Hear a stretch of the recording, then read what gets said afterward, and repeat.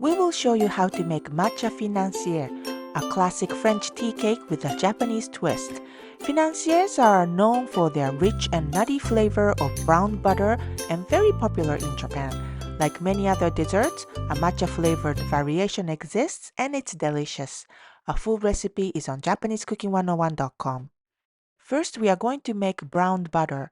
Melt the butter in a pan and heat it until it turns brown without burning, stirring occasionally, and set it aside and let it cool slightly and strain.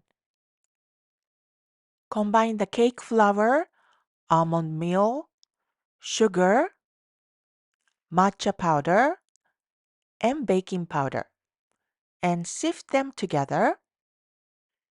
Add the egg whites and mix until the batter is smooth and uniform.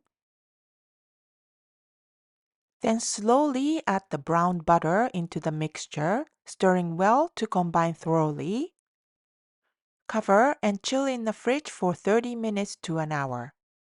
Brush melted butter onto the financier molds.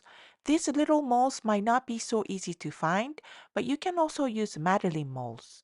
Place the chilled batter into a piping bag, and we are going to fill the molds to 3/4 full, just like that. You can also use a spoon, but piping bag is definitely going to make it easier. Bake in a preheated oven at 395 degrees Fahrenheit or 200 degrees Celsius about 15 minutes or until golden brown. Let cool and remove from the mold. Matcha financiers make wonderful treats for everyday tea time, but can also serve as elegant desserts for special occasions. If you like matcha, you should definitely give this a try. 美味しい。美味しいね。